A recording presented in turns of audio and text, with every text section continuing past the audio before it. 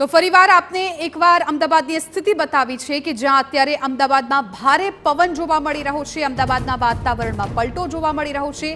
અનેક એવા વિસ્તારો છે, સિંધુ ભવન, સેટેલાઇટ વિસ્તારો, બોપલના વિસ્તારો કે જ્યાં ધૂળની ડમરીઓ ઉડી રહી છે। આખું વાતાવરણ આપ આ દ્રશ્યો પરથી પણ અનુમાન લગાવી શકો છો કે ધૂંધળું બની ગયું છે, વિઝિબિલિટી ઘટી રહી છે। જે લોકો અત્યારે બહાર છે તેમને સાવચેત રહેવાની જરૂર છે, કેમ કે એ પ્રકારે અત્યારે ધૂળનો વંટોળ જોવા મળી રહ્યો છે કે વિઝિબિલિટીમાં ઘટાડો જોવા મળ્યો છે। જે લોકો અત્યારે વાહન લઈને બહાર નીકળી રહ્યા છે તેમને હેડલાઇટ ચાલુ રાખવાની ફરજ પડી રહી છે। આ વિસ્તાર છે બોપલ, જેના દ્રશ્યો આપ જોઈ શકો છો કે જ્યાં બિલ્ડિંગો પણ તમને નહીં દેખાય, રોડ પણ તમને નહીં દેખાય, કેમ કે આખો જે વાતાવરણ છે એ જાણે ધૂળથી ઢંકાઈ ગયું હોય એ પ્રકારના દ્રશ્યો અત્યારે અમદાવાદના આ બોપલ વિસ્તારથી સામે આવ્યા છે। મિની વાવાઝોડું કહી શકાય અમદાવાદનું આ, કેમ કે છેલ્લા 15 થી 20 મિનિટથી આ જ પ્રકારે ભારે પવન સાથે ધૂળની આંધી જોવા મળી રહી છે। લોકો જે બહાર નીકળ્યા હતા તેઓ સુરક્ષિત સ્થળે ઊભા રહે એ પ્રકારનું પણ TV9 અપીલ કરી રહ્યું છે, કેમ કે ભારે પવનને કારણે લોકોને તેમના વાહનો હંકારવામાં પણ તકલીફ પડી રહી છે।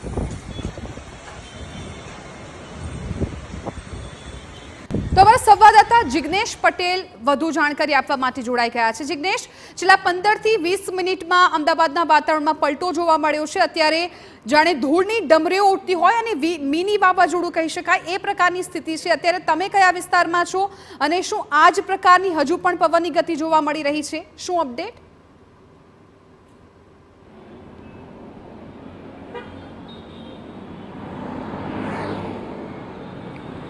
જિજ્ઞાસા, આપની વાત બિલકુલ સાચી છે કે 15 મિનિટ પહેલાનો નજારો કંઈક અલગ હતો, પરંતુ 15 મિનિટની અંદર વાતાવરણમાં એ હદે પલટો થઈ ગયો કે જે કાળઝાળ ગરમી હતી તે કાળઝાળ ગરમીમાંથી અચાનક જ ઠંડુ વાતાવરણ જોવા મળી રહ્યું છે, ઠંડી હવાઓ ફેંકાઈ રહી છે અને વાતાવરણમાં પલટો એ હદે આવ્યો છે કે કાળા ડિબાંગ વાદળો અચાનક જ આવી ચૂક્યા અને કેટલીક જગ્યાઓ પર અમી છાંટણા પણ જોવા મળી રહ્યા છે। સાથે જ અમદાવાદની વાત કરવામાં આવે તો અમદાવાદમાં અનેક જગ્યાઓ પર ધૂળની ડમરીઓ ઉડતી જોવા મળી રહી છે। સાથે જ જે વિઝિબિલિટી છે તે ખૂબ જ ઓછી થઈ ચૂકી છે। આ ઉપરાંત જોઈએ તો વાહન ચાલકોએ લાઇટ ચાલુ રાખવી પડે તે પ્રકારની પરિસ્થિતિનું નિર્માણ 15 મિનિટની અંદર જ થઈ ચૂક્યું છે। સાથે જ જોઈએ તો રિવરફ્રન્ટ હોય કે પછી SG હાઈવે હોય, આ તમામ જગ્યાઓ પર જે વાહનોની વધુ પડતી અવરજવર હોય તે અવરજવરમાં કેટલેક અંશે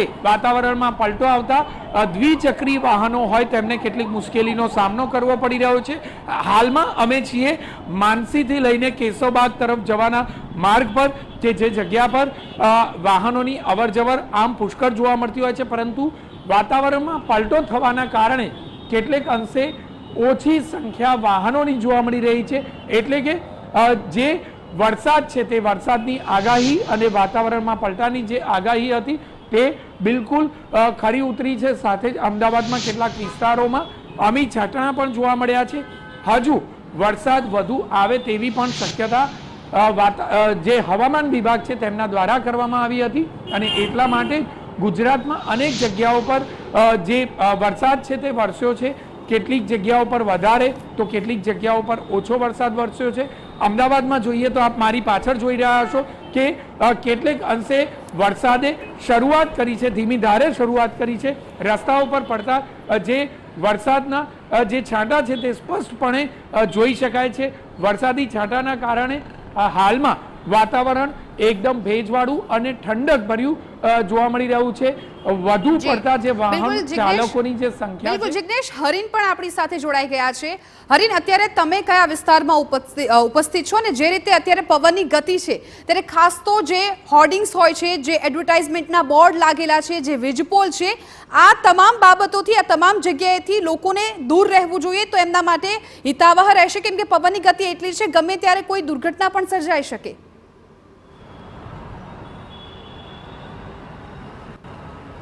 બિલકુલ હવામાન વિભાગની અને હવામાન નિષ્ણાંતોની આગાહી હતી કે 3 દિવસ આગામી અલગ અલગ જે જિલ્લાઓ છે, અલગ અલગ જગ્યાઓ છે, ત્યાં કમોસમી વરસાદ થઈ શકે છે.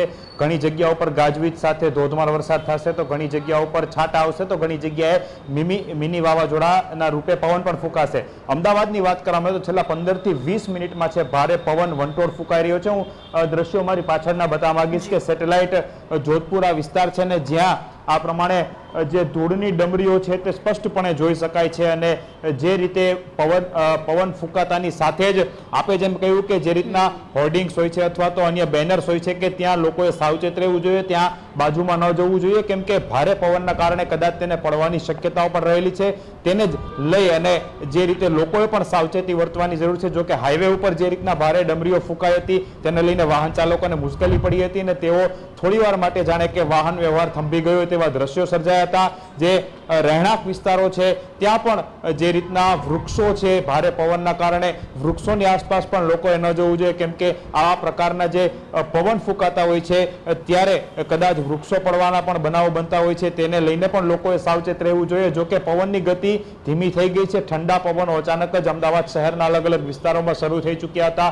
બોપલની વાત કરવામાં આવે, સેટેલાઇટની વાત કરવામાં આવે, સિંધુ ભવન રોડની વાત કરવામાં આવે, આ તમામ જગ્યાઓ પર છે છેલ્લા 15 થી 20 મિનિટમાં જાણે કે વાવાઝોડા જેવો પવન છે તે થોડીવાર માટે ફૂંકાયો હતો. પરંતુ અત્યારની સ્થિતિની વાત કરીએ તો પવન છે તે બિલકુલ નોર્મલ થઈ ચૂક્યો છે, પરંતુ ધૂળની ડમરીઓ અમુક જગ્યાએ છે હજી પણ જોવા મળી રહી છે. જે રીતના જે અમુક જગ્યાઓ પર વરસાદી છાંટા પણ છે તે શરૂ થયા હતા, ઠંડો પવન છે તે ફૂંકાઈ રહ્યો છે. એટલે કે આગામી સમયમાં પણ કદાચ અમદાવાદ શહેરના અલગ અલગ વિસ્તારોમાં વરસાદ છે તે વરસી શકે છે.